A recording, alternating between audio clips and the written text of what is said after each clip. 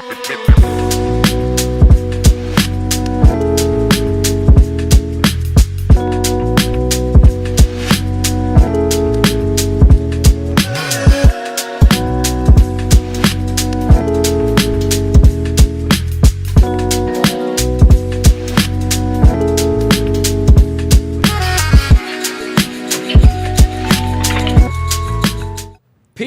Tuesday is back on the DNVR Broncos podcast. That means we've got number 2 in the house, and he's number 1 in your hearts. Pat, what is going on? Yo, what's going on? Another week, another victory. So boom, there we go. Feels good. Man, first home victory this week. And I got to say, Pat, we were just outside the locker room right after the game. I was in the press conference room, which is right next to the locker room.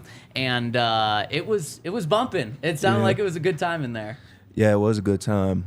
Like this one was a big win. Like we needed this one bad, especially capturing our first home win. It was a pretty good feeling, for us and the fans. So being able to capture that moment, it was a pretty cool experience. Yeah, we were in the hallway, like waiting to be allowed into the locker room, and somebody walked out and like opened the door, and some fog just like came out of the door. I was like, they're having a good time in there. Oh yeah.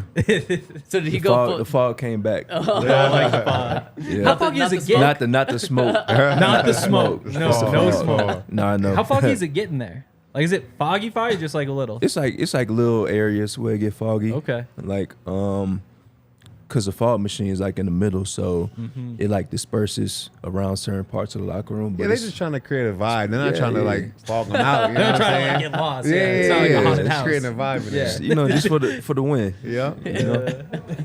And did you go to the concert after the game? Yeah. Yeah, I heard that was rocking. A lot of teammates there. He's an incredible performer. Yep. Yeah. Travis Scott. Yeah. Yep. And his whole fan base be rocking. So I seen him, times before, but not in the actual like concert venue. Like times when I see him, it'll be like at festivals and stuff like that. So not particular to his concert, but that time was my first one, and it was pretty cool. I saw him when he was here. I think he was opening for Kendrick. That's what it was. It was like 5 years ago. And I didn't really know what I was in for, but that was the one. I can't remember what the tour was called. But he had like the massive bird that he was like flying around the arena, like on top of. It's crazy. Wow. Like, those shows are crazy. Yeah, he's wild. He has like, his fans are almost like a cult to some extent. Like, Yeah. they'll do whatever he says Exactly. like in the moment. I feel like that energy has to feel crazy. Like, I know what it feels like to make a play in front of, 70,000. But to have everybody under your control in an arena, like, that has to feel crazy. Yeah, that's a different type of Yeah. energy for sure. Yeah, because there's no haters or away fans for a concert. No. That's true. You're paying tons of money because you love Full the person. performance, yeah. My For dad and real. his golf friends were down here this weekend for the game, and so like their average age is like mid 60s probably. Maybe not quite that high, but just like golfers from northern Montana. I was thinking it'd be so fun to get them to that show just to see what happens, see if they can like make it to the end. No, they're out. Like 5 minutes in. Yeah, I'm going back to Montana. exactly.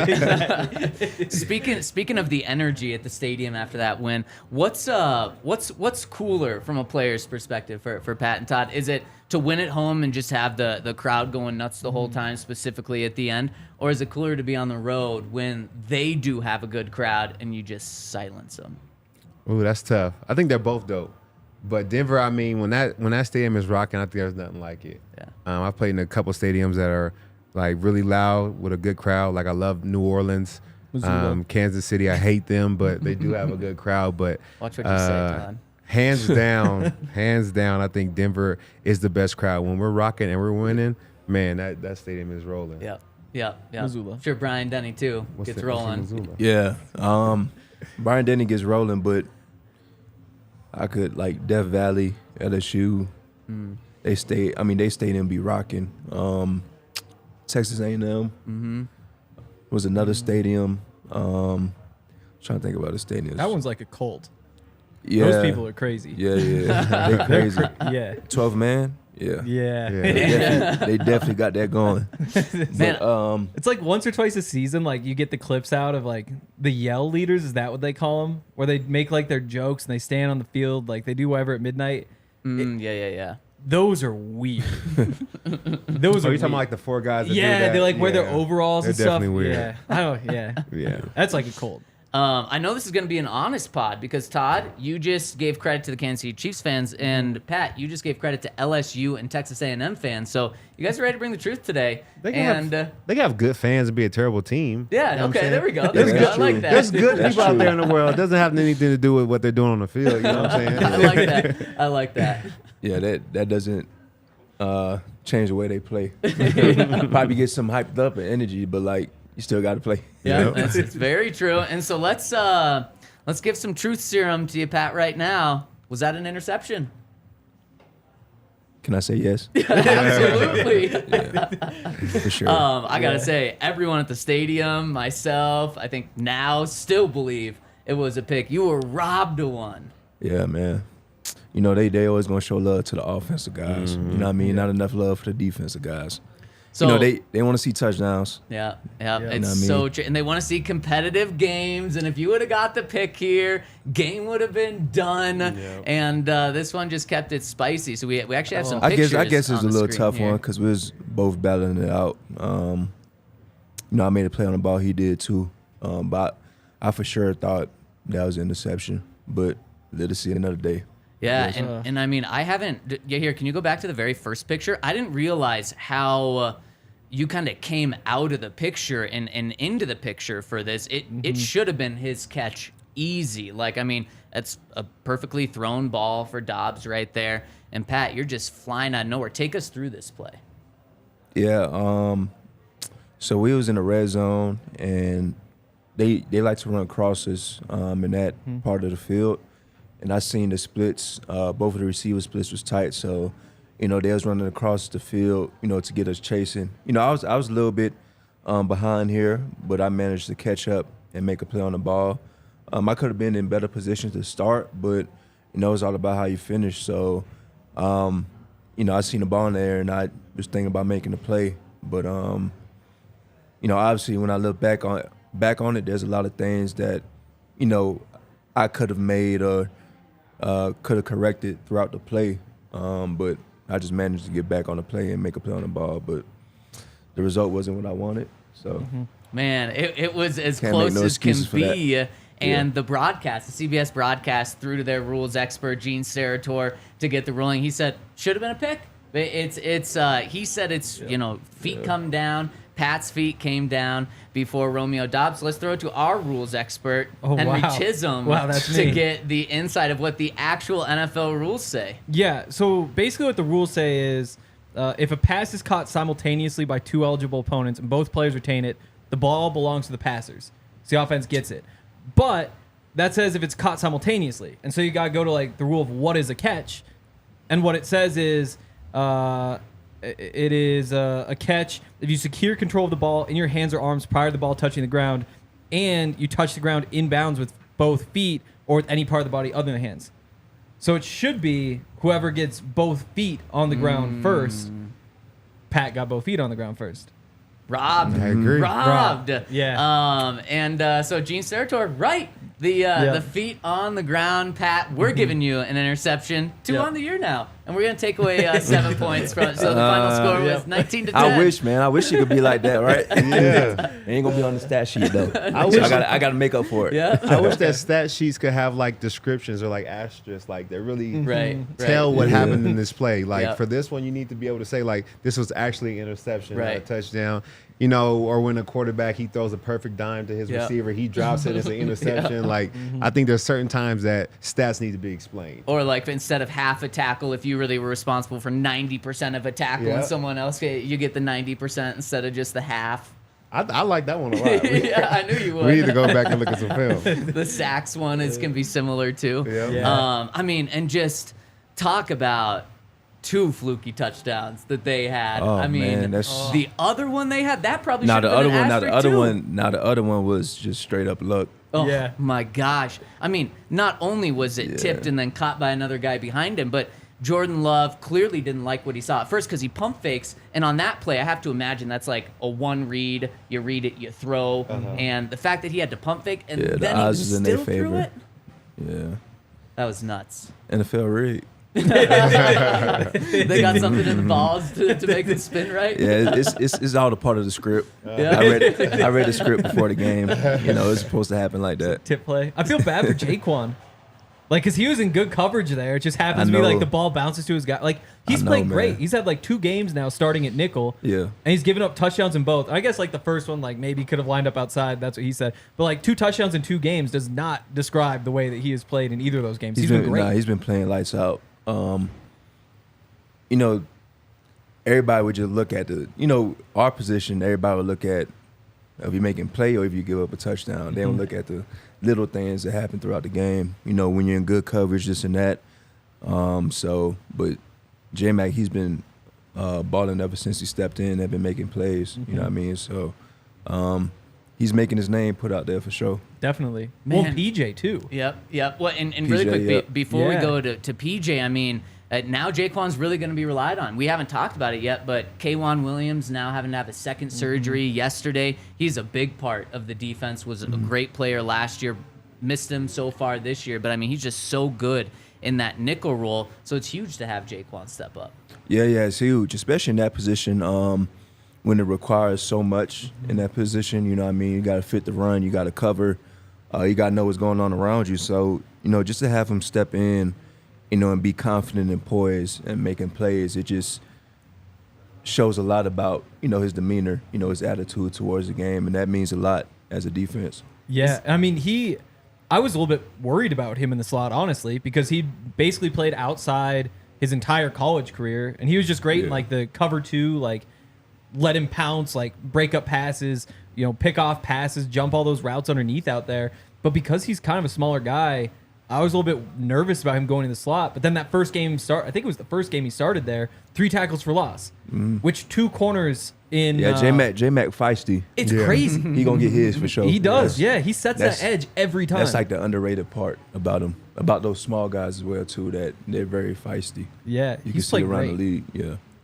How nice is it, Todd, to have a corner? And I mean, Pat's certainly one of them. He's not a smaller corner, but when a corner actually can tackle and is willing to tackle, and especially like a guy in the slot where he's kind of playing close to you, and you don't have to worry as much about him. That's huge. I mean, shout out to our corners. They made tackles, but if they didn't have to tackle, they would much rather prefer that. And I was cool with that. I mean, they were so good on the back end. Like, I'll step up, I'll get to the outside, I'll make this tackle for us. But when you have those outside guys that come down and lay the hat, definitely makes everybody's job easier. And I think this team is starting to find like a lot of depth. I think you guys have more depth than people realize. And that's what you need when you're starting to create like championship caliber teams. You look at the year we won the Super Bowl. I mean, there were so many guys that stepped in and played when the quote-unquote starter went down that made like big plays. I mean, David Bruton having picks to win games. Brock Osweiler, of course, everybody knows his resume. Like, you need the depth at every position to be able to really be successful. And it's good to see that like we have more depth than people realize. Yeah, it's so, and I mean, speaking of that depth, we saw it in the secondary. Not only Jaquan, we'll talk about PJ in a second, but also Fabien Moreau comes in and really starts opposite of you for the whole game. And I thought he played great. Yeah, he did play great. Fabe is one of those guys that's just very smart. Like, you could tell, like, he knows the game. I think this is like his 7th or 8th year, so he's played with, you know, some teams along the lines of things. So, you know, having him step in, you know, and play a pivotal role throughout the game and him making plays is huge, and he stepped up big time. But, you know, just watching him, how he processed things, you know what I mean, how he read routes and stuff, I already knew what type of player he was. Like, a lot of things slowed down for him. And, you know what I mean, that's what makes the game easier for him. You know what I mean? So when he stepped in, I feel like he wasn't rattled at all. You know what I mean? He was just ready and prepared in the show. Yeah, it really did show, and that's going to be key going up against Mahomes this weekend, and we'll talk about that in a second. But PJ, speaking of guys stepping up, comes in middle of the game, and obviously has the game sealing. My boy got pick. him one, man. Yeah, His first career, ain't it? Yeah. Yep. That was huge. You Yeah, it was just one of those plays where we needed a big-time play or a big-time stop because obviously this was their drive where they needed points. And, he ran across from the opposite side of the field and made a play on the ball. And Justin was in great position, too. He would have made him play. But him coming out of nowhere, it was like, man, this guy could play. Yeah. Like, he's a ball player. So, I'm happy for him, securing his first one. Many more to come for him. Yeah, it's just one of those players that we needed, and he stepped up big time. Justin said after the game, he said, I don't like to admit this, but the Packers actually called a perfect play for the defense that we were in. Do you know why that was the perfect play called? Because when I went back and looked, I was like, why was that the perfect play? Because like you said, I think Justin gets the pick if PJ doesn't. Yeah, it was a perfect play because based on our coverage and the concept they ran, basically it was a high-low read with the quarterback. So basically in quarters, it's 3-by-1. So the backside safety, he's buying three up. But 3, he sat down. He was vertical, but he sat down at a certain yard mark. So basically the safety keying him. But also when he sat down, number 2 ran across the field deep. So we call that a snatch concept. So get the safety's eyes to throw the shot behind. But, Justin read that and he was on his man. So, and then PJ came out of nowhere and made a play. Yeah. So That's such a great play. Like, that's not luck at all. Yeah. Like, sometimes you see an interception where it's like, yeah, like he's able to make the play ball. No, and he get there. made Like, that. He made that Yeah, play. he made that happen. he made Yeah. that. He made it happen for sure. He Yeah. also had the game-winning forced fumble against the 49ers last Yeah. year. Yeah. Yeah, so he didn't just, play much. He He's just just a step in baller. and make plays, Exactly. man. Yeah. He hasn't gotten many opportunities either because he played like 100 snaps or something last season. Like that was one of them. I think Pro Football Focus said like you were the best player on the defense according to them. Last year, number 2 was PJ in like that small sample size, and then he gets this opportunity and goes and does it again. Yeah. It's exciting. It's It exciting. is.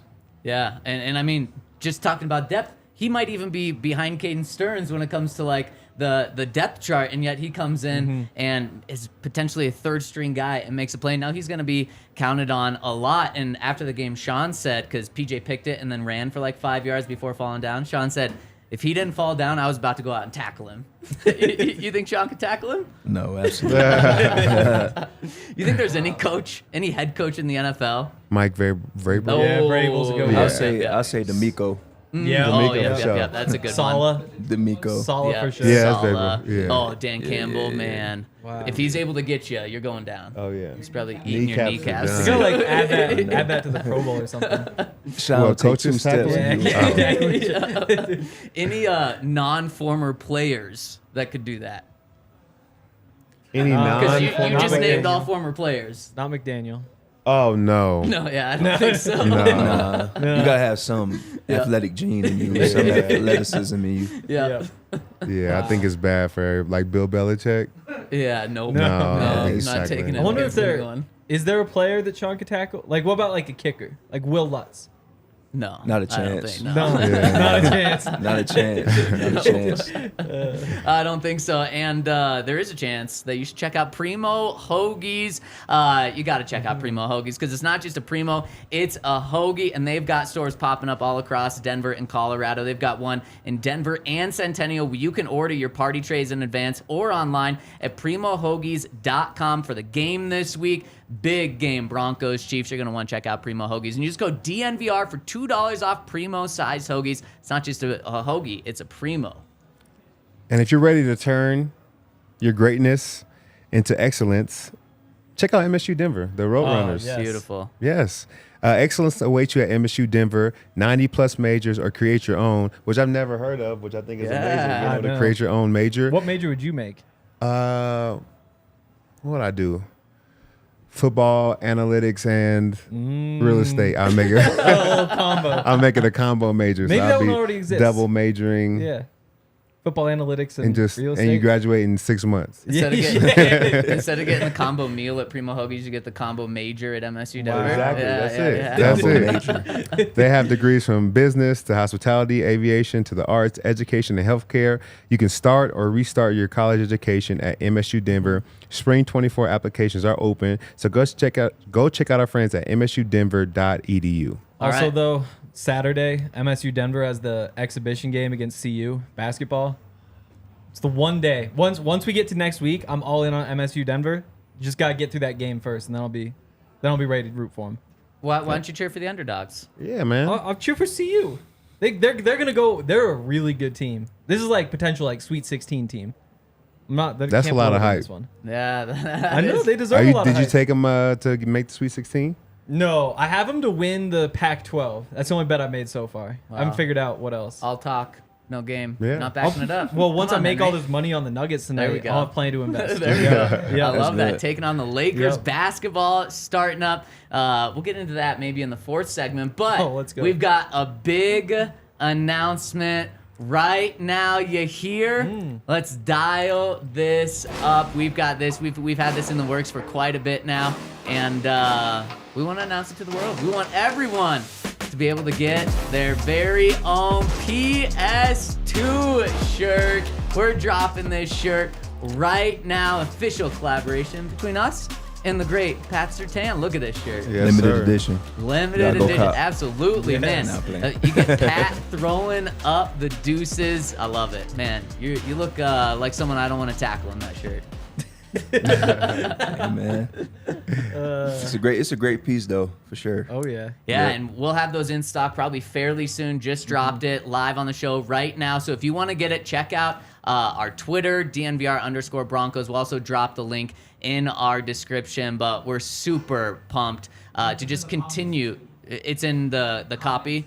In the comments as well. So if you want to get yours before they run out, make sure, and you can also check out the DNVR locker. But our partnership with you, Pat, just continuing to grow with this, and I absolutely love it. I think that's fire. Yep. Can I I'm do gonna I get get one or do I have to purchase one? Well, do you know the right people? Do I use the code DNVR? If you're a diehard, you can get Yeah. one for free, actually, Okay. That's true. by joining and becoming a diehard with us. Well, that's what's true. up. Yeah. So super pumped to have that shirt, and as you can see it on the screen as well. If you're listening on podcast, make sure to go to the DNVR locker or check us out in the bio to get that shirt. Yes, sir. So some shocking news came down the wire yesterday. Really unfortunate news that Kareem Jackson has been suspended for 4 games, which the suspension didn't shock me because yesterday I said I expected him to be suspended. I thought it was going to be for 1 game. 4 games? I think this is wild. Yeah, I think it's excessive and unnecessary. I think most of his hits were all questionable anyway. They weren't like really egregious hits, Yeah. and he's not trying to take anybody's head off, especially the one on Sunday. I really think some onus needs to be put on offensive players, and KJ did all he could to hit him low, and the guy was falling down. Like, come on, man. I think, because this happened a couple of times, I understand a single game suspension, but 4 that's too much. Yeah, and I've gone back and watched that play over and over and over again, and I think, first of all, most of the contact is just shoulder to shoulder. Exactly. Like, that's the majority of it. And then on top of that, there's like a 10% chance, 15% chance his helmet never even hit the other guy's helmet. Like, it probably did, but there's, I think, a very real chance that there was no helmet-to-helmet contact at all. Like, maybe, like, they probably, like, kind of glanced a little bit.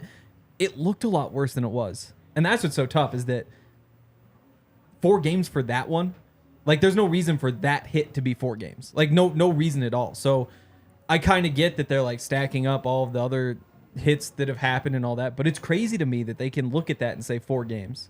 Yeah, and I have to imagine that the NFL was thinking, like, he's going to appeal it for all the reasons you guys said, and in the end, it's going to be knocked down, but I would have thought, like, a 2-game suspension knocked down to 1, or a 1-game suspension where it's knocked down to no suspension, but then there's a hefty fine with it there. But, I mean, I would just imagine that even if the appeal does go through, it's going to be knocked down to, like, 2 or something, and you just talk about the hit itself. K-Jack he plays at 100% all the time, and when he hits really hard. So some of these hits do look a lot worse than they were. And man, we talked about it right before the show. This is the biggest suspension for an unnecessary roughness type of penalty since Vontaze Burfict got 12. And when you think of Vontaze, like, at least I think of like dirty player, like that kind of makes sense. When I think of Kareem, I just think of like, I don't think of dirty at all. No. I think of just like a hard hitting safety where, yeah, it's really unfortunate he's got a bunch of fines, but 4 games is just wild to me. Yeah. And so how does this, I mean, how much does this affect the secondary, Pat? You're as close to it as anyone. Yeah, you know, it affects it a lot just in terms of, you know, his veteran, you know, leadership, which is huge. And he's a tremendous leader on our team. He gets the guys going. But, like, we feed off of that, you know, when you make hits like that and plays like that. So when you see that happen, it's, like, unfortunate because Kareem is not by any means, he's not a dirty player. You know, he just goes out there and he loves the game. You know, each and every week he goes out there, prepares well. You know what I mean? He just want to make plays. You know what I mean? That's his motto. He doesn't go out there to hurt anybody, but he just goes out there to be physical. And, you know, that's what he's been his whole career, you know, a physical player that makes plays. So, you know, obviously you wish the league would just, you know, change some rules about it because, you know, he led with his shoulder, obviously, and, you know, they seen something else. So it's just unfortunate. And I think the letter of the law now in today's rule book says it doesn't matter if it's helmet to helmet. It doesn't matter if it's shoulder to helmet. If you hit the neck or helmet of any part of your body, you hit them, that's a penalty.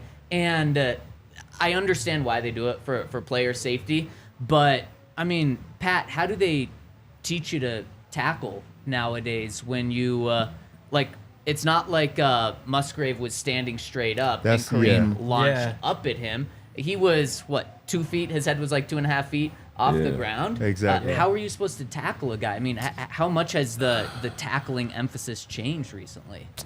I mean, I just think over the years, obviously, you see how some hits affect, you know, players. But, you know, at the end of the day, man, football is a physical sport. Guys don't intentionally mean to hurt, you know, players. Just sometimes you end up in the wrong spot and stuff like that happens. But, you know what I mean? I think they should have some, like, leadway into saying, like, okay, that was a football play. Right. That That wasn't like a target at his head or nothing, you know what I mean? Because we got to tackle, we got to hit. You know what I mean? That's what football is about, unless they want to be flagged. But, like, we get in that another time. But I think it's just about being at the right place and, you know, teaching certain techniques so that when that time come, you're accustomed to making those safe tackles. But, you know, the game's not safe, you know what I mean? Yeah. It's just being real, you know. It's just a physical game, and, you know, stuff comes along with it. But obviously the headshots, the head injuries, that's a big part of the game that they try to neutralize, which is understandable because, you know, it affects players along the long way, so. Yeah, and I mean, maybe there's something like in college ball, if they call targeting, they then go and review it to see if it was egregious enough to eject the player. Maybe the NFL adopts something like that where, yes, it's still going to be a flag, but you're not going to get fined $40,000. You're not going to be suspended. The unfortunate thing with this one is the NFL did get time to process this one. They got 24 hours before processing it, and they still went out with a 4-game suspension. Yeah, he's been like a dominant player, I feel like, his whole career, a hard-hitting guy. And what sucks about this is he's been an NFL veteran so long that he's had to transition his game as the league has progressed to become, quote-unquote, safer. And for younger guys, I think you learn it younger than maybe he had. Because I feel like for us, it became an emphasis maybe like high school. Yeah. Then college. I'm not saying he's old, but he was probably already in the league. Like, you know what I'm saying? He's trying to adjust his game, and he has made adjustments, and I think he's doing a great job with it. But it's just unfortunate, I feel like. Yeah, like that might have been a legal hit when he was a rookie. Oh, for sure. They Like- were taking guys' heads off. Exactly. Yeah, man. And I mean, especially when it's just That like, was before Bounty Gate or Head Gate, whatever they want to call it. Yeah. Yeah. You guys know when his rookie year was? 2009. Yes. Close. 2010. Interesting. Yeah. Oh, he's a young guy. So I was literally graduating high school. Pretty then. young. Yeah. Yeah. Exactly. Yeah, exactly. I was Yeah. not in high So school Pat, yet. you were in middle school in 2010? I was in elementary school. Elementary school. I was- Man, that's wild to think that your Yeah. current teammate right now. Yeah, I'm a youngin'. I ain't gonna lie. But That is wild. Yeah. What's your favorite hit? Like that you've had in your career? Is there one that stands out? favorite hit, I was asking Nick Ferguson about this, and he was talking about like a Sunday Night Football hit he had on Jerome Bettis. I was like, oh, That's that's a good cool. one. That's a really good one. Let me think. I had a hit on Josh Jacobs my rookie year. It was a pretty good hit. Okay. You know, because Josh a hard Former runner. teammate, Yeah. And we used to compete in practice, and you know, what I mean, it's hard to sort of like get you one up on him because of how hard of a runner he is. But yeah, I got me one, and that was probably one of my favorite ones that I could think of Yep. at this moment. So Yeah. I mean, speaking of Derrick Henry, was it Josie Jewell that He just put it- destroyed Derrick Henry? I mean, that's Yeah. probably his Right. best tackle. Yeah, I Yeah. think so. I think so. Definitely. For myself, I had this hit on Larry Fitzgerald. Thursday Night Football. He was coming across the middle. I had just caught it. Bam! Didn't catch that. So didn't get fined or anything for that, but Dang. it was a good hit. Maybe the NFL I should heard- review I that heard- and find you now. I heard Larry's like a nice guy though. No, really good guy. Like I feel like you hit him, you be like, oh, good hit, man. Yeah. It was like one of Yeah, those hits like- where I hit him. He said good hit, and then the old lineman came up to me like, "You don't have to do that, man." I'm like, "Shut up!" Like, I'm playing football, man. I heard going against Phillip Rivers Andrew Luck, I think. Yeah. When you would sack him or tackle him or hit him and you're getting up, he'd be like, man, great play, good hit. Yeah. And I heard it was like so weird for some players to hear that. Did you ever experience that? Yeah, I got after Andrew Luck a couple times, and it definitely was a weird thing. But I feel like what made it even more frustrating is go to tackle him like you feel it, and so you're hoping that you made him feel it, but his response is more like, "Oh, good try, man." Like you're like, bro, It's like offensive. yeah, like I just tried to take your head off. Did you ever like get up and say like, "Oh, nice stiff arm, man," or like, "Nice juke, you really got me on that one"? Right. Oh no, No, Yeah, none of nah. that. Nah, Nah. take that one up. So you're never throwing out like good catch to someone if they make a catch on you? Probably like once, but like They don't make rarely. catches. Yeah. You know what I that's a mean? good Like point. I ain't Yeah. just gonna go to the guy and be like, man, that was a good route. Yeah, we're not hyping you up on the field. No, you know what I mean? I'm gonna just move on to the next. Hey, do that again, man. That was nice. Yeah. You probably for sure weren't telling Romeo like nice touchdown on No. that one. You're like, F that. That was my pick. Oh. Exactly. Oh, so close. Man. Yeah, so without Kareem, I mean, so it's PJ. I'd have to imagine it. He's going to be the full-time guy for however many games KJ's out, right? Yeah, PJ, he's gonna be in there. A couple young guys as well too. You know what I mean? Next man up, opportunity always. But like I said before, like losing a guy like that, it'll hurt a lot. Just with his veteran leadership and poise for the team. But you know what I mean, we've got the guys to, you know what I mean, make up for it, which is a great thing. Yeah. And yeah. like you said, you know, adding on depth, you know what I mean? Because moments like that, depth is a huge factor throughout the season. So being able to have that means a lot.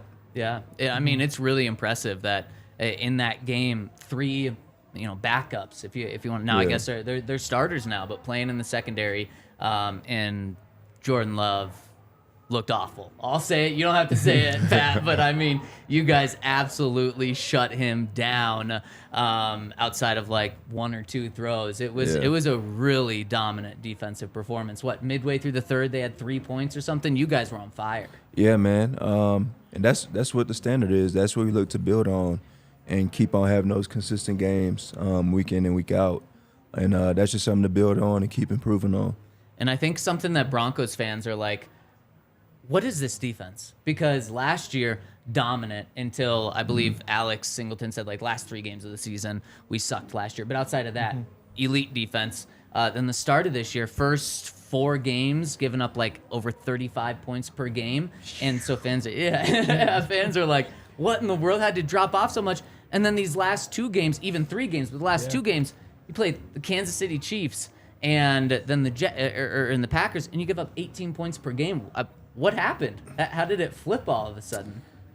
I think it was like a self-check. I think we all as a unit realized, you know, we're the type of talent we have on our side of the ball. And, you know, we set our goals for ourselves to be the most dominant defense, make plays week in and week out. And, you know, the first 4 weeks, we wasn't doing that, and we wasn't holding ourselves to that standard.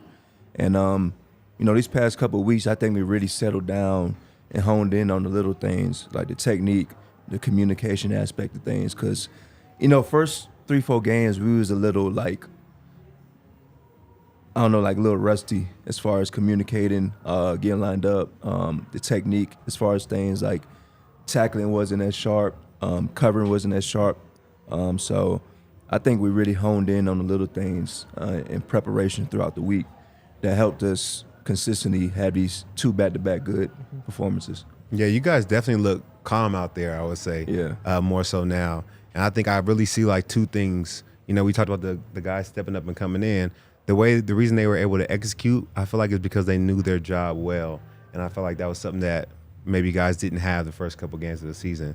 And then also, we talked about it a couple times, like guys were hitting. And when you're hitting people like that, it's because you're in a good position to do your job. Yeah. Like you're like, those are bang bang plays because you know where you're supposed to be. And those hits don't come unless you're in the prime position. Like most of the time it'd be like guys falling off, trying to make a tackle here and there. But when you're banging, like you're in your responsibility, you're doing your job, and you're executing at a high level. Yeah, it looks sound. Yep. And that's what type of defense you want to have, where everybody's playing from within, not doing anything out of sorts from within the scheme, and just playing their part. And that's what creates winning defenses.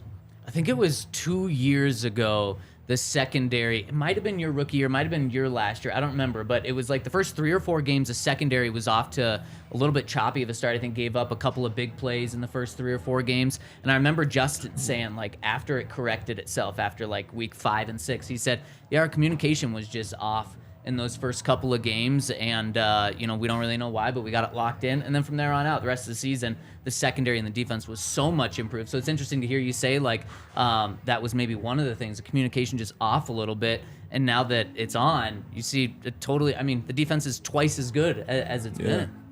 Yeah, it is, and that's just a testament to what type of leaders we have on defense and what type of players we have. Because, a lot of players could just give in, and just say, oh, this is what we're going to be. But nah, we know the talent, we know the type of players we have. It's just all about coming together and just putting the right pieces together and succeeding at a high level. And that's what we've been able to do. Yeah, So. and going to really need that this week going against the Chiefs and their offense. And let's break that down because, like I mentioned, 19 points. You held the Chiefs to last time you played them. I'll sign up for that again right now. And let's get into the X's and O's of how you slow down the Chiefs. Mahomes, Travis Kelce, who might be their biggest weapon right now. Well, definitely is their biggest weapon right now. After I tell you about our friends over at Backus and Shanker. If you're in any sort of accident, call 222-2222 to set up a free consultation, or you can visit them over at coloradolaw.net. If you're in a motorcycle accident, ride share, auto, pedestrian, truck, they even help you if you're injured at work. Call them at 222-2222 to see if you have a case for free, and they're going to work on your case for free until you win. So check them out, Backus and Shanker. Yeah, and also pick something up from Brackenridge Distillery. I might actually need to take a couple of these little shooters before I go. It's going to be a big day for me. People have been taking them. There we go. Last week that thing was full. Right? Remember that, Todd? Like, it was like over the top full. I think who sits here? I think it's the Avalanche guys. Doesn't Hank sit here No, every day? Yes, he does. not He's me. the closest to it. It's not me. You got 2 in your hand already. Well, you put them there. You put them there. I would never touch that stuff. Yeah, it's going to be a big night for me with the Nuggets. Right after this, we're headed down there to start having a couple drinks. And I think Brackenridge Distillery. Wait, you just said you would never touch something like that, and you just said in a couple of hours on a Tuesday at like 2 you're going to start It's gonna be drinking. These are lit. props. What are you talking about? Gonna be lit. Props. I don't think those are props. It's going to be a big night because I've got a lot of things I need to get off my back. Say some of these are Lakers fans, LeBron himself, all those guys. It's going to be a big night for me. But yeah, Breckenridge Distillery going to be crucial to me doing my part tonight and helping the Nuggets to their win. They've got these awesome whiskeys right now. So this is the orange whiskey, which I think is the Alfred Williams whiskey. Yeah. There's also the blue one that's He's Ed touching it McCaffrey. again. He's ready. Yeah. Okay, I'm excited. I'm excited. Yeah, man. Whole bunch of good stuff though. So head on over to BreckenridgeDistillery.com. You can get in on all their offers that's available in 50 states. Breckenridge Spirits. Go pick them up. Yep, go pick them up. And Pat, how the hell do you stop Travis Kelce? I say this, it's like with a guy like that, it's like he's gonna get his catches because it's the way how they move him around, and he just found ways to get open. He probably make up his own routes. Him and Mahomes got such a good connection, but I think it's just eliminating the big plays with him.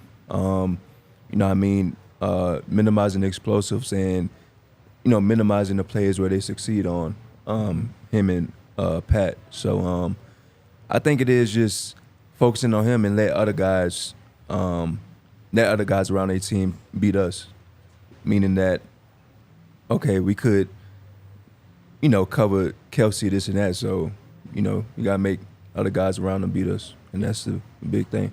And that's, a big difference with the Chiefs from 2 years ago compared to last year and this year is 2 years ago, you couldn't say that. You couldn't say, let's just take away Travis Kelce and have the other guys beat us because another guy they had was Tyreek Hill. Yeah. And now that they eliminated him or traded him, it really does feel like that with the Chiefs. But a question for both of you guys, and Pat, you kind of alluded to this.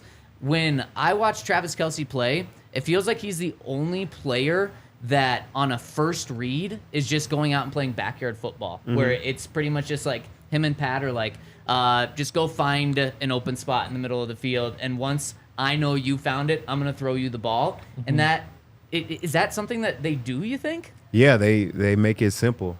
They allow him to kind of use his speed and his versatility to just get open almost. Thing about him, the thing that really kills people is the run after the catch. Yeah, like when you play him, you got to tackle the catch. Like say he gets 10 yards, that's fine. 7 yards, that's fine. But if you let him loose like you saw last week, he's going to kill you. You know what I'm saying? I think he's hard to tackle in the open field. So when you get a one-on-one shot on him, you got to take it. But yeah, I think even sometimes with Andy Reid, how he allows them to, draw up their own plays or be creative. Like it's a very free atmosphere there. And so I think you see that in his play, like his ability is like, to go and get open, they give him the freedom to do that. Yeah. Well, it's the ball placement too. Like that's the other thing is that Mahomes is always putting the ball like away from the defender. So even if like the separation isn't big, all of a sudden you have like a 300-pound man basically like standing there shielding the ball away, and it's tough to get to. So it is, I don't know. It's kind of fun to watch, but it does seem like it'd be just like a Of course you would nightmare. say that. Here we go. Of course you would say Here that. we What go. are you talking about? Like, it's interesting. Like it's damn it. You can say they do good things. You ain't got to compliment them like Maybe that. I say maybe it's fun when we're not playing them. Yeah, exactly. That's what I was saying. Yeah. When we're not playing. Well, because I got cut up by all the booze. Oh, Well, you man. deserve that. That's for That's sure. fair. Yeah. So then, just when you guys break it down like this, am I wrong by saying Kelce should just be played one-on-one the majority of the time? I know you probably can't do it all the time, but the majority of the time, because wouldn't it be easier for him to find that open space in a zone compared to if there's a guy supposed to follow him the whole time? Yeah, that could be a case, but sometimes when you play too much man, offense could get keys on it. Then you got man beaters, Right. then you got this and that. But I think if you mix it up, but also what's key to them is a lot of their plays are not on script.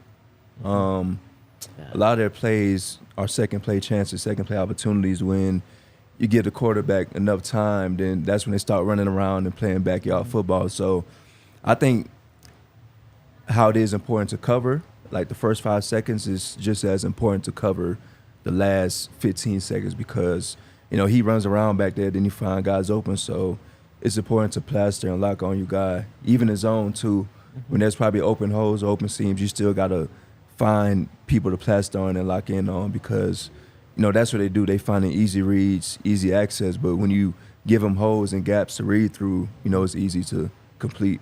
I remember talking to Chris Harris Jr. after a home Chiefs game, I think like 4 years ago, and he said, I've never run that much in my life because of exactly what you're talking about. Not only did they have Tyreek Hill, but then Patrick Mahomes is running around back there, and Chris is just following Tyreek all over the field all game. Is this a more exhausting game to play because of all that?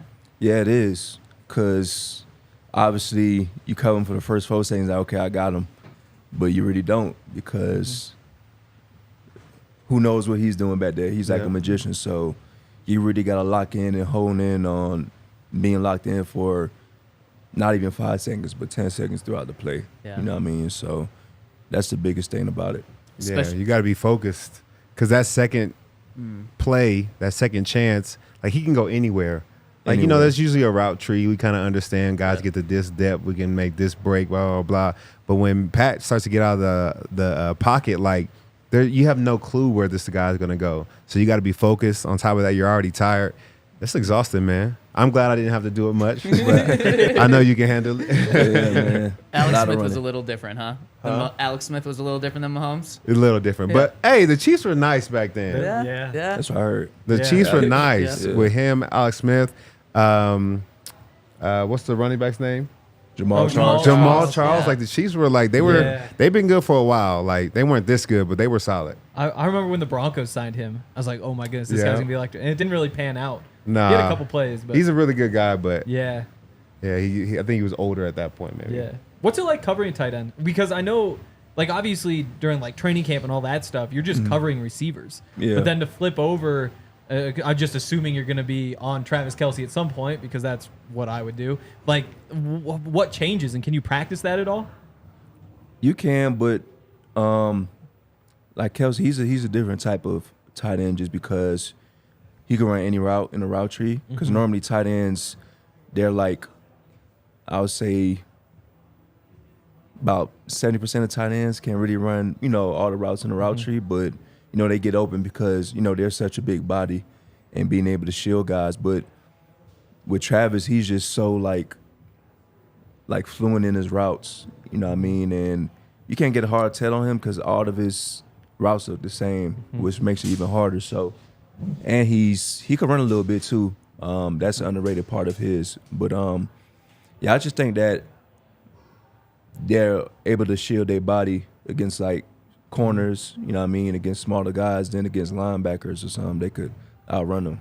You know what I Yeah. mean? That's the difference. So I've got a linebacker sitting to the right of me. Got a cornerback. No sitting- offense, no offense, no offense, no offense. No, I heard it. I was No, going to let no, it slide. no. You know what I'm saying? No. I've got a corner sitting to I'm my just saying, left that's- of me. of Good you thing you guys looking at have it. me in between. I can break up any fights. He was talking about linebackers in the league right now. Right, exactly. He's not No, talking I about agree. preview. You know what I'm saying? I totally Yeah. agree. Not those mobile linebackers like you. Yeah, not the ones back in the day. I mean, I 5 linebackers. But like, who do you want covering a Travis Kelce? Is it a linebacker? Is it a cornerback? Is it a safety? That's always been like the $1 million question for the Broncos for the last like 15 years because you had Gronk. That Broncos would always go up against, and then now you have Travis Kelce. And because neither of them are like pure just receiving tight ends, kind of like a Jimmy Graham might be. And I know when the Patriots, when they had Akib, played the Saints when they had Jimmy Graham, Bill Belichick just put Akib on Jimmy Graham all game. And that was okay because he was like more of a receiver. But when you have a guy like Kelce, what's the answer there? Yeah, you could have your match. Like I line up against him, and you know I did well. That's the thing. You just got to mix it up with him, give him different looks. So I think that's what's key to it, because obviously that's Mahomes' first read, and when you knock that, that's when you get off script and you sort of do his own thing. So I think it's key that you focus on that, and you know what I mean, make him not have that first reading option. You know what I mean? So Yeah. You asking me who do I want guarding him? Yeah. The safety. If I'll take him, you know what I'm saying, we'll just switch it up. But you know what I'm saying, I better have some help on the inside or up top. Yeah, I'm not gonna sign up for that all game long for sure. I'll take him and I'll hold my own, but I just think that's not what I want to do for this game. You know what I'm saying? I'm trying to make some tackles. I'm trying to stop the run. You know, I think I contribute a lot of other things. Don't just, you know what I'm saying, waste me away covering Kelce all game. What was Gronk like? You played against him a couple times, right? Yeah, big body. I think he can run a little bit better than like people think too. Same thing with Kelce. And I think him and Tom Brady kind of had that connection too. Yeah. To where he just knew how to get open for sure. Huh. I don't know if I've ever lost to the Patriots, but I don't think you have. they were still good. Yeah. You know what I'm saying? What a great that's a stat to bragging have. right. You know? Yeah. I ain't gonna lie. And I mean, what's crazy, Gronk and Kelce are the same age right now. For real? Yeah, and doesn't it just feel Whoa. like Gronk is Yeah. like, I mean, he has been out of the league for a couple of years now, but it just feels like he's like, 40 years old or something. But no, he just Grunt didn't. living his best life. Yeah, basketball? yes, he Yeah, is. he's living his best Yeah. life. I ain't And gonna now lie. he's got a bowl game named after him. Did you hear that? Oh no. Yeah, I think it Yeah. was announced just like 2 days ago or something. It's Wow. the Los Angeles Gronk Bowl or something. LA Bowl or hosted by Gronk. Wow. Yeah. Balling. Did you He's see the doing it. rumors this offseason? I think Sean said something like, "Yo, Gronk, you gotta like come play for the Broncos" or something like that. Like it was just like a little bit buzz. I don't think anybody really believed Gronk was actually gonna come. Yeah, gave him the tie. Yeah, it was a blue and orange tie. really cheesy thing that Fox did. It was. Before the Super Bowl, I Yeah. think, because that was when Sean was still working for Fox. Yeah. Yeah, and he said that. It's like, you might have to come Oh, to the Denver. Broncos or the Gronkos. The Gronkos. The That was the Broncos. Yeah. Oh man. joke. Sean's a better coach than actor. I'll say it. Anyways, we'll move on from that.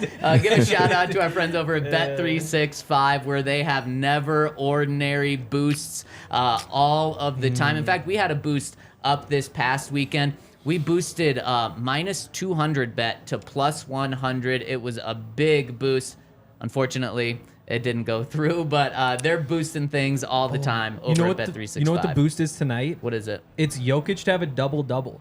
Wow. Boosted from wow. minus 600 to plus 100. Yep. Even odds on the double-double. You got to get over to Bet365. Use the code use the code DNVR365 at sign up to get these deals. And you want to check them out over at Bet365 to get on NBA action, Nuggets action, and then of course Broncos this weekend. You must be 21 and older, physically located in Colorado. Please gamble responsibly. If you or someone you know has a gambling problem and wants help, call or text 1-800-GAMBLER.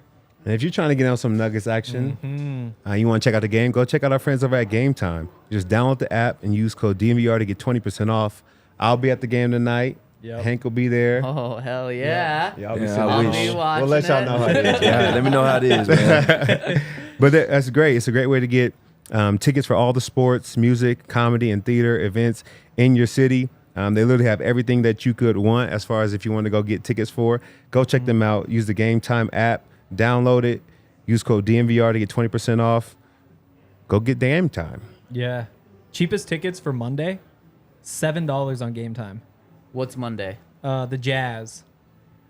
Who do Oh, the Nuggets Jazz, and Jazz. Yeah. Okay, yep. Wow. Who do the Jazz even have at this point? I don't even remember. They've Laurie got Markkinen. A lot there of we draft go. picks, right? A lot of draft picks. Yeah. Walker Kessler, maybe? I don't know. Yeah. So you can go check out the Jazz there as well. And speaking of announcements, we got another announcement right Okay. now. This is really cool. Pat, you launched your foundation yesterday. Yep. Yeah. That is awesome. The Pat Surtain Foundation, right? Yep. It is awesome. Why don't you tell us about it?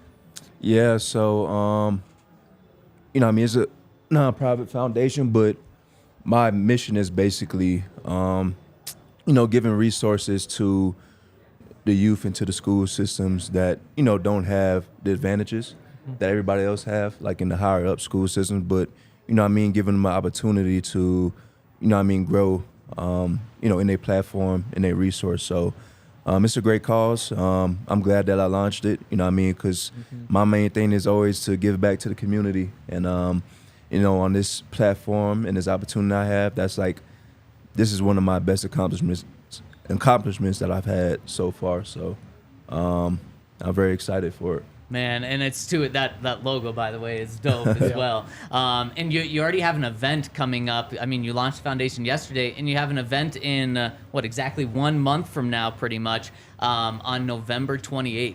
Yep, it's gonna be a night gala. My teammate's gonna be there. It's gonna be a fun night.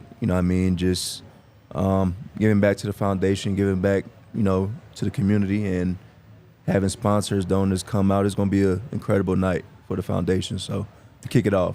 Yeah, it's so cool that just in your third season, Yep. you're already launching your own foundation. And Todd, I know that you are still, but definitely when you were a player, I mean, this was important to you as well, doing community stuff. Yeah, it's important to give back to the community that really supports us. I mean, the community does so much and comes out to the games and allows us to be able to be athletes and play in the NFL. So it's important to give back.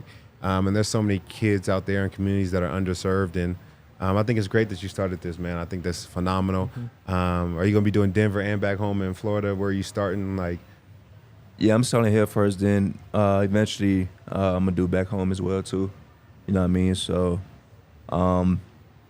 definitely here for now. Then once it grows and once it builds up, you know, Florida's gonna be the next option back home. So that's dope. Yeah.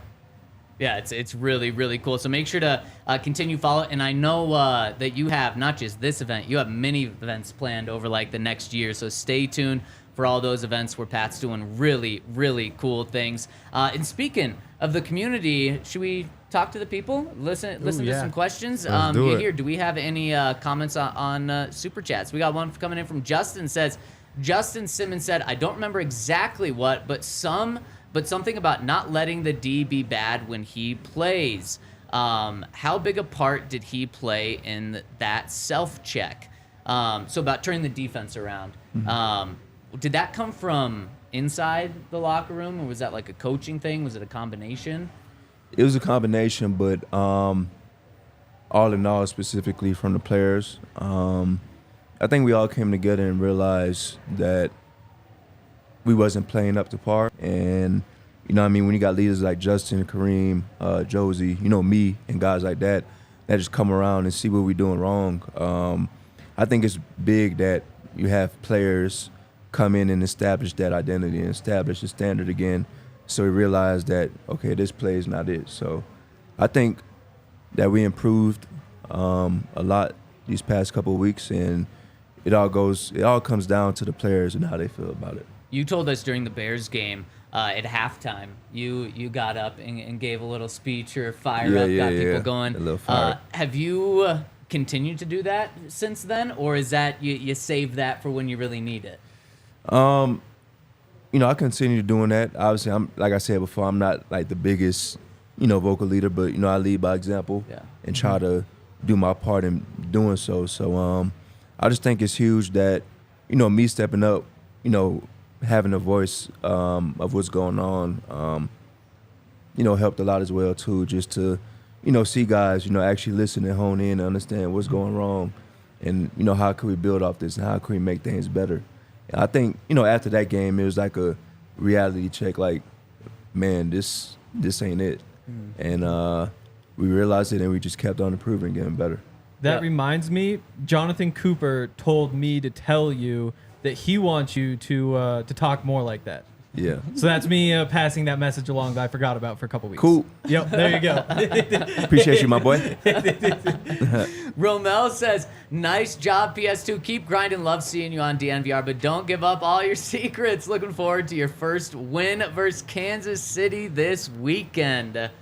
Man, how big of a game, and how big would it be to beat Kansas City and to string 2 in a row? That'd be huge. A division opponent like the Chiefs, they've had our number these past couple of years, which is annoying and it's aggravating, obviously. But to secure this win, man, it'll be huge. So it's a big week for us, for sure. It's massive. Like that's a big one to me. Like to me, those Chiefs games are almost like another Super Bowl. Like a chance to just say like screw you to Mahomes. Like I've never seen, like nobody's seen the Broncos beat Mahomes. Like it's massive. Like it's what the fans have been looking for forever. So I don't know. I get fired up in Chiefs week just because there's the chance that this is the one. Well, I think so. Even more so. I think if they're able to beat the Chiefs this week, then it's like, okay, things have really turned around, and like then you can look at the tough start to the season and say like, well, that probably happens with an entirely new coaching staff on offense, on defense, with so many new players brought in. And also the Chiefs right now, especially with San Francisco losing last night, Chiefs are on a 6-game win streak right now. They're 6-1. They're probably tied with the Eagles for the 2 best teams in the NFL. You beat them, there's no one that you can't beat. Yeah. Yep. I'm excited. I'm very excited. I'm really Yep. pumped too. Yep. Also- and then also bye week next week. Yeah. So kind of Going into the one bye. big finale. Yep. Yep. Going into the bye. It's supposed to be snowy on Sunday too. That's what I heard too. Do you guys talk about that? Like, does game plan change at all when you know that there's like it's gonna be like 35 degrees and snow everywhere? Nah, you just got to bundle up. Yeah. Maybe change your cleats. Okay. Depending on how the turf field, how the playing ground feels. But other than that, the game plan stays the same. You know what I mean? So Yeah, because the Chiefs don't do what you think they're gonna do. Like there be plenty of times we play in Kansas City. Yeah. It's snow everywhere, and they come out. First 10 plays are all passes. Dice. They do not care. Do you guys like snowy games? Did you like playing on them? No, I don't. I like it because it's gonna be a running game mostly, so I'm gonna get a lot of tackles. But I feel like my hands would go like the first quarter. Yep. So then every hit is like, you know what I'm saying? You feel like your fingers about to fall off. Your toes is cold. I was talking. I know. Hey, this is real life now. This is real life. Yeah, and even now, like I feel like I'm a bad sports dad. Like when it's cold outside and my son's playing, like I'm like, yo, hurry up and win, man. I'm trying to get back in the car. And stuff. They already up by 40 points, man. Come on, let's hurry up and get this thing to the locker room. Oh, in high school, when I played in high school, there were some guys that just loved it. And I'm like, what the hell is wrong with you? This is awful being out here for 3 hours in the cold and hitting is so much harder. Yep. Because I felt like every limb was going to fall off. Yeah, is that it? Is that all we have here? All right, we got one question on the website that I want to get to. It comes in from our friend Nash Broncos. Says, question for PS Tuesday. Pat, what is one coaching point you always remember from your time at Bama? one coaching. Anything spectacular that Nick Saban said that stuck with you forever? I remember he's always talked about rat poison. Don't feed into the rat poison. Huh. Meaning like, on social media you see people appreciate your game, this and that, show love to your game. The next thing you know, they could all be against you if you have one bad play or one bad game that happens. So, just to stay, balanced through the highs and lows. Don't let the outside noise affect your play and just stay from within because, the game, like, people are so fickle, with your gameplay and, Yep. If you have one good game, everybody's rooting for you, everybody's cheering for you, but that one bad game, everybody's not on your side, everybody going against you, so don't feed into the rat poison. I like that. How do you handle social media? Because you have Instagram, you have Twitter, you have all those platforms. How do you keep that noise away while having it? Yeah, you just got to stay away from it, I guess. But, social media is one of those things where you could click onto something and it's clickbait, you know what I mean? So, I just use social media just to, post, maybe tweet a few things, but I don't really go into detail, like, as far as doing other things. So Yeah, Todd, you only got once on social media after a game. Yeah, I think I had enough at that point. I try to get on and get don't off. let it ruin your peace, man. I tried to get on and get off, and then while I was getting off, I saw something. I was like, oh, no. I think I got to respond to this one.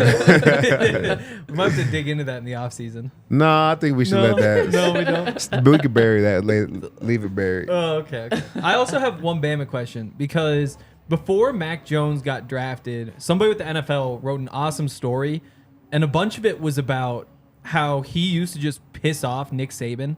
And so they run like a Hail Mary where he's with the scout team offense, and he just like tuck it and run and like try to score touchdown stuff. Like, do you remember that stuff? Is all that true? Yeah.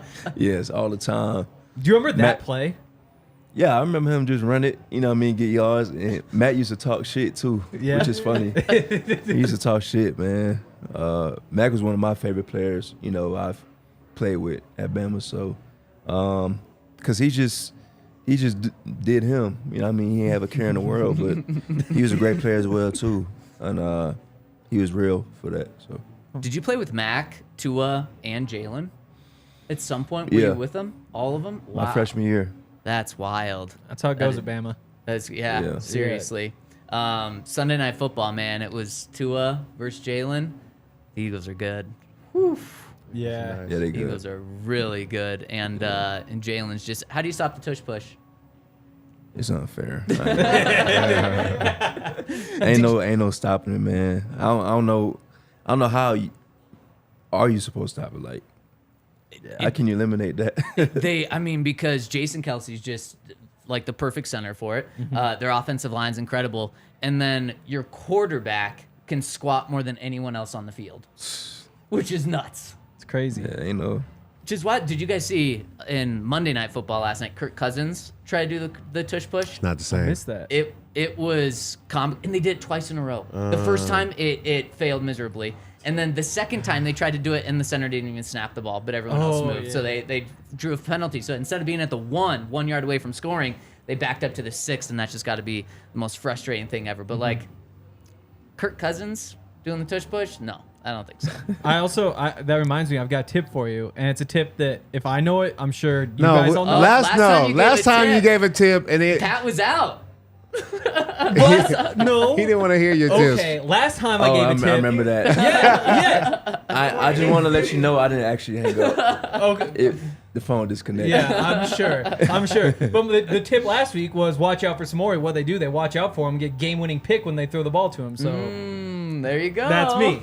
This week's don't tip. So apparently the Chiefs ran a QB sneak in 2018, and Mahomes got hurt, and they haven't run a QB Against the sneak Broncos. since. Yeah. Yeah. They haven't run one since. Shouldn't be any QB sneaks. Also, if I know that, I'm sure you guys know that. Are you like superstitious? Are you like kind of A little No, stitious. I'm a little- little stitches. Yeah, they're a little stitches. stitches. Okay. Just saying, they don't run QB sneaks, so don't worry about that. Okay. Yeah. Sure, as an outside corner, sure. he wasn't Yeah. too worried about that, anyways. I remember that play too. Yeah. I'm standing there, and all you hear is I'm like, oh shoot, he's down. He won't be there when we play him next time. Sure enough, he was back healthy. I'm like, dang. Oh, and do you remember when he got hurt? On the field? Yeah. Yeah. You guys I were was up- standing right on top of him. You guys were up 6-0. Yeah. He gets hurt And we still lost. like 42-6 or something like that. Why do you have to bring that up? Why do you have to It was remember? bad. That was bad. Because it was wild. Because it was Todd saying like, well, he's not going to be here next time we play him. But that And was Tyreek when Hill Mahomes- started going off. Yeah. Yeah. And it was Yeah. like when Mahomes got hurt, it was like the streak's going to end. Because at that point, I mean, it was still like an 8-10 game streak. Yeah. It wasn't what it is up to now. I But Yeah. was way up at the top of the stands. it was, and that injury seemed brutal at first. Yeah, I wasn't thought he was. I thought Yeah. it was like a broken. Was it a season leg or something? changing. Yeah, like it was like his knee or something. Yes, Yes, that it was it. was. And Yeah. the angle of it looked horrifying. bad. And I Yeah. specifically wasn't bringing up Dontari Poe this week and his touchdown or 2-point conversion pass. So you did right now? Well, no, but I specifically didn't do that. Then you go and bring this up. Literally, you guys are fighting who can have the worst take right now. Well, it's not going to matter because This it's is all going to bad. end this week. That's right, all we're gonna gonna end win. this It is. weekend. Win. And we're going to be talking about a different Broncos season after Maybe this some week. smoke in the locker room. Some fun. Well, And the streak, it is a yeah, bye week, yeah. so Yeah. maybe I don't know. No. Probably some fog in the Maybe. locker room Fog. after. Pat, we have Fog. loved you rolling with us today. Everyone, make sure to go buy the DNVR PS2 collab T-shirt. I know we're all gonna be getting one, and also make sure to check out Pat's Foundation. Pat, you are the best on and off the field. Thank you so much for joining us today. Yep. Appreciate you, man. Man, good luck this weekend. We Yep. can't wait to be talking about a Broncos win after this. Yes, sir. Right on. We'll go see you guys tomorrow. We all silly like the mayor.